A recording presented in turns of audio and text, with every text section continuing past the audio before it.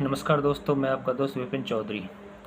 आज आपके लिए लेकर आए हैं स्टीव जॉब्स के ऊपर एक वीडियो, जिन्होंने अपने जीवन में कुछ बदलाव किए और उनको बदलावों से कुछ सीखा और फिर से अपने जीवन में कुछ परिवर्तन में लेकर आए। तो करते हैं वीडियो को स्टार्ट, देखते हैं, लेट्स प्ले। एप्पल कंपनी के फाउंडर स्टीव जॉब्स, जो कि एक ब्रिलियंट लीडर रह चुके हैं। तो क्या ऐसा हो सकता है कि जो बातें स्टीव जॉब्स ने अपने जीवन के 50 सालों में सीखी हो, वो आप सिर्फ 15 मिनट में सीख पाओ?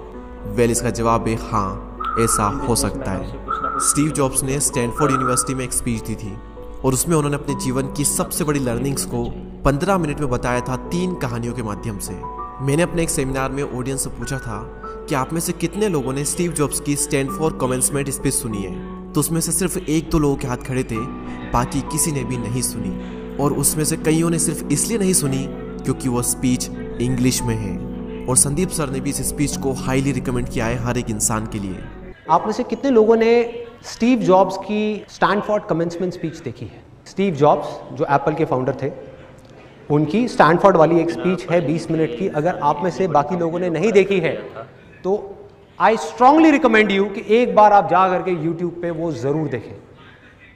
तो अपनी उस स्पीच में वैसे तो उन्होंने बहुत सारी बातें कही और सारी ही कमाल की थी। तो आज शब्द सारे स्टीव जॉब्स के हैं। मैं तो बस उन्हें आवाज़ देकर हिंदी में और बहुत ही आसान भाषा का प्रयोग करके आप तक पहुंचा रहा हूं, ताकि कोई भी ऐसा ना हो जो विश्व की सबसे बेहतरीन स्पीच को सिर्फ लैंग्वेज बैरियर की वजह से ना सुन पाए। तो मन को सारी चिंताओं और बाहरी विचारों से मुक्त कर दें। आज आप वो सुनने वाले हैं जिसकी वजह से आपकी ज़िंदगी में एक विस्फोटक परिवर्तन आ सकता है। इस स्पीच को सुनने के बाद में आप आंदोलित हो उठेंगे। तो आइए बिना किसी देरी के हम शुरुआत करते हैं। धन्यवाद। आज विश्व के सबसे बेहतरीन विश्वविद्यालय में से एक के दीक्षांत समारोह में आप सभी के साथ होना मेरे लिए सम्मान की बात है। मैं आपको सच बताना चाहता हूँ, मैं कभी किसी कॉलेज से पास नहीं हुआ और आज पहली बार मैं किसी कॉलेज ग्रेजुएशन समारोह के इतने नज़दीक तक पहुँचा हूँ। आज मैं आप सभी को अपने जीवन की 3 कहानियाँ सुनाऊँगा, ज़्यादा नहीं, बस 3 कहानियाँ। पहली कहानी है डॉट्स कनेक्ट करने के विषय में। रीड कॉलेज में एडमिशन लेने के बाद मैंने 6 महीने के अंदर ही पढ़ाई छोड़ दी थी, लेकिन मैं उसके 18 महीने बाद तक वहाँ किसी तरह आता जाता रहता। तो सवाल यहाँ पर ये आता है कि फिर मैंने कॉलेज क्यों छोड़ा? वेल, इसकी शुरुआत मेरे जन्म से पहले की है। मुझे जन्म देने वाली माता एक यंग अविवाहित ग्रेजुएट स्टूडेंट थी और वो चाहती थी कि मुझे कोई गोद ले ले, लेकिन इसी के साथ वो ये भी चाहती थी कि जो भी मुझे गोद ले वो कॉलेज ग्रेजुएट ज़रूर रहे। और इस प्रकार पहले से ही सब कुछ सेट था। मैं एक वकील और उसकी पत्नी के द्वारा एडॉप्ट किए जाने वाला था, लेकिन जैसे ही मैं इस दुनिया में आया, लास्ट मिनट पर उन्होंने अचानक अपना मन बदल लिया और उन्होंने कहा कि उन्हें तो एक लड़की चाहिए थी। इसीलिए आधी रात को मेरे माता पिता को कॉल किया गया, जो कि वेटिंग लिस्ट में थे, और उन्हें कॉल करके बताया गया कि हमारे पास में एक बेबी बॉय है, क्या आप उसे गोद लेना चाहेंगे? और उन्होंने तुरंत हाँ कर दी। लेकिन बाद में मेरी जन्म देने वाली माता को पता चला कि जिन्होंने मुझे गोद लिया है वो कॉलेज ग्रेजुएट नहीं है और पिता तो हाई स्कूल पास भी नहीं है, और इसीलिए उन्होंने अंतिम एडॉप्शन पेपर पर साइन करने से मना कर दिया। लेकिन फिर कुछ ही महीने बाद मेरे होने वाले माता पिता ने मेरी माँ को वचन दिया कि हम इसे कॉलेज ज़रूर भेजेंगे, और इस वजह से उसकी माता मान गई और फिर मुझे अडॉप्ट कर लिया गया। और कुछ इस तरह मेरी ज़िंदगी की शुरुआत हुई। और 17 वर्ष के बाद में मैं कॉलेज गया, लेकिन गलती से मैंने स्टैनफोर्ड जैसा ही एक महंगा कॉलेज चुन लिया। मेरे वर्किंग माता पिता की सारी पूंजी पढ़ाई में खर्च होने लगी और 6 महीने बाद मुझे इस पढ़ाई का कोई भी महत्व नहीं दिखाई दे रहा था। मुझे कोई आइडिया नहीं था कि मैं अपनी ज़िंदगी में क्या करना चाहता हूँ। कोई आइडिया नहीं था कि किस तरीके से कॉलेज मेरी मदद करेगा अपनी ज़िंदगी में कुछ करने के लिए। और यहाँ पर मैं अपने माता पिता की जीवन भर की पूंजी पढ़ाई में खर्च करता जा रहा हूँ। और इसीलिए मैंने कॉलेज ड्रॉप आउट करने का डिसीजन लिया और यही सोचा कि जो होगा अच्छा होगा। उस समय मुझे ये चीज़ बहुत ही डरावनी लगी, लेकिन जब बीते समय को आज मैं देखता हूँ तो मुझे लगता है कि ये मेरी ज़िंदगी का सबसे बेस्ट डिसीजन था। वो कैसे, मैं आपको अभी बताता हूँ। जैसे ही मैंने कॉलेज ड्रॉप आउट किया था तो मैंने उन क्लासेस को करना छोड़ दिया था जिसमें मेरा इंटरेस्ट नहीं था, और मैं केवल उन्हीं क्लासेस को करता था जिसमें मेरा इंटरेस्ट था। और ये सब कुछ करना कोई इतना आसान भी नहीं था, क्योंकि मेरे पास रहने के लिए कोई कमरा नहीं था। इसलिए दोस्तों के कमरों में मैं ज़मीन पर सोता था। मैं कोक की बोतलों को लौटा कर मिलने वाले पैसों से खाना खाता था। मैं हर संडे 7 मील पैदल चलकर हरे कृष्णा मंदिर जाता था, जिससे कि हफ्ते में कम से कम एक बार मैं पेट भरकर खाना खा सकूं, और ये मुझे बहुत ही अच्छा लगता था। अब मैं आपको बताता हूँ कि क्यों कॉलेज ड्रॉप आउट करना मेरी ज़िंदगी का सबसे बेस्ट डिसीजन था। उस समय रीड कॉलेज देश की सबसे अच्छी जगह थी जहाँ कैलीग्राफी सिखाई जाती थी।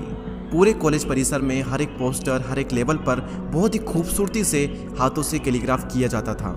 और क्योंकि मैं कॉलेज छोड़ चुका था, इसलिए मुझे सामान्य क्लासेस करने की कोई आवश्यकता नहीं थी। तो मैंने निर्णय लिया कि मैं कैलीग्राफी की क्लासेस करूंगा और इसे अच्छी तरीके से सीखूंगा। तो मैंने सेरिफ और सैंस सेरिफ टाइप फेसेस के बारे में सीखा, अलग अलग अक्षरों के बीच में स्पेस वेरी करना सीखा, और किसी अच्छी टाइपोग्राफी को क्या अच्छा बनाती है यह भी मैंने सीखा। यह सब कुछ बहुत खूबसूरत था, ऐतिहासिक था और इतना आर्टिस्टिक था कि इसे साइंस के द्वारा कैप्चर नहीं किया जा सकता था, और ये सभी मुझे बहुत ही आकर्षक लगता था। उस समय मेरा ऐसा कोई भी विचार नहीं था कि मैं इन चीज़ों का प्रयोग कभी अपने जीवन में करूंगा। लेकिन जब 10 साल बाद हम अपना पहला मैकिंटोश कंप्यूटर बना रहे थे, तब मैंने इसे मैक में डिज़ाइन कर दिया और यह बहुत ही खूबसूरत टाइपोग्राफी वाला विश्व का पहला कंप्यूटर बन गया। अगर मैंने कॉलेज में केवल कैलीग्राफी में प्रवेश नहीं लिया होता तो मैक में कभी भी मल्टीपल टाइप फेसेस या प्रोपोर्शनली स्पेस्ड फॉन्ट्स नहीं होते। और क्योंकि विंडो ने मैक की कॉपी की है, तो दुनिया के किसी भी पर्सनल कंप्यूटर में ये सब नहीं होता। अवश्य ही जब मैं कॉलेज में था तो भविष्य को देखकर इन डॉट्स को कनेक्ट करना असंभव था। लेकिन जब 10 साल बाद में बीते समय को देखता हूँ तो मुझे सब कुछ क्लियर नज़र आता है। आप केवल पीछे देखकर ही डॉट्स को कनेक्ट कर सकते हो। इसीलिए आपको विश्वास करना होगा कि अभी जो भी हो रहा है वो आगे चलकर किसी न किसी तरह से आपके फ्यूचर से कनेक्ट हो जाएगा। आपको किसी न किसी में तो विश्वास करना ही होगा, अपने गट्स में, अपने भाग्य पर, अपने जीवन पर या फिर अपने कर्मों पर।